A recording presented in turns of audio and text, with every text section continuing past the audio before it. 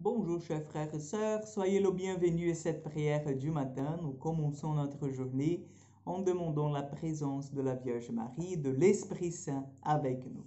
Au nom du Père, du Fils et du Saint-Esprit. Amen. Je vous salue Marie, pleine de grâce. Le Seigneur est avec vous. Vous êtes bénie entre toutes les femmes, et Jésus, le fruit de vos entrailles, est béni. Sainte Marie, Mère de Dieu, priez pour nous, pauvres pécheurs, maintenant et à l'heure de notre mort. Amen. Notre-Dame du Mont Carmel, priez pour nous. En ce temps-là, Jésus disait à ses disciples, nous allons prendre l'évangile de Saint Luc, chapitre 6, versets 43 au 49. En ce temps-là, Jésus disait à ses disciples, un bon arbre ne donne pas de fruits pourris.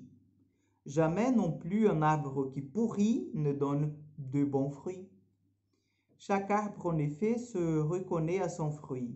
On ne cueille pas de figues sur des épines, on ne vendange pas non plus du raisin sur des ronces.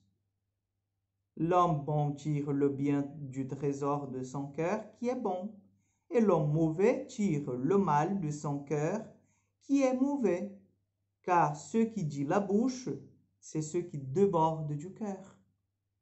Et pourquoi m'appelez-vous en disant Seigneur, Seigneur, et ne faites-vous pas ce que je dis?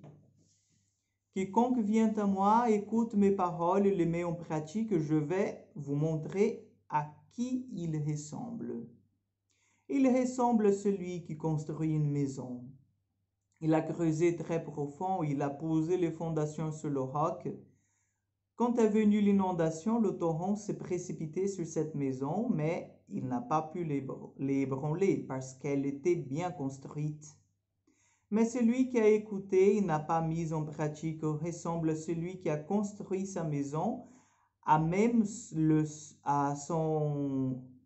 sa maison à même le sol, sans fondation. Le torrent s'est précipité sur elle et aussitôt elle s'est effondrée. La destruction de cette maison a été complète. Acclamons la parole de Dieu. Oui, chers frères et sœurs, un bon arbre ne donne pas de fruits pourris.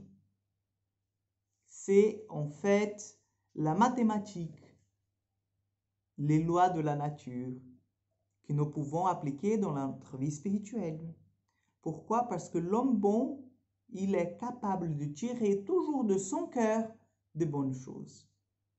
Et il ne répond que le bon, il ne répond que le vrai, il ne répond que le beau, que le bonheur.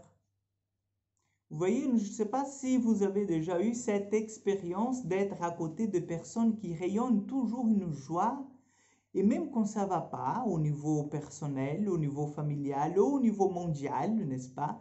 Ce sont des personnes qui gardent toujours le moral.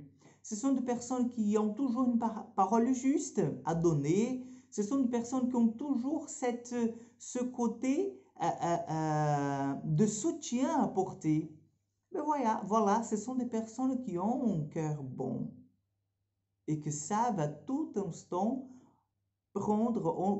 tirer de bonnes choses. C'est le trésor de son cœur. Par contre, je pense que vous avez aussi déjà fait l'expérience d'être à côté de personnes que tout est pourri, rien n'est bon, rien ne va. Si on a le soleil, c'est on ne peut pas sortir parce que le soleil est trop fort. Si on a la pluie, il pleut toute la journée, on ne peut rien faire. Si on a le vent, on se plaint du vent. Et ce genre de personnes n'arrivent jamais à remercier le Seigneur, à être bien avec soi-même et avec les autres, parce que dans l'intérieur, elles cultivent de mauvaises choses et se laissent prendre par ce mouvement de négativité.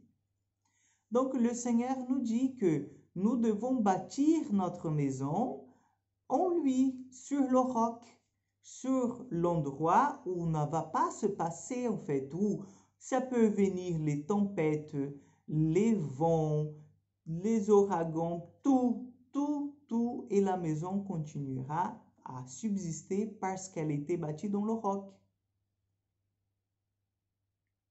Donc, Ceux et celles qui ont la présence du Seigneur, vous savez qu'ils ont toujours ce trésor dans leur cœur, puisque le trésor, c'est Dieu lui-même qui habite dans leur cœur.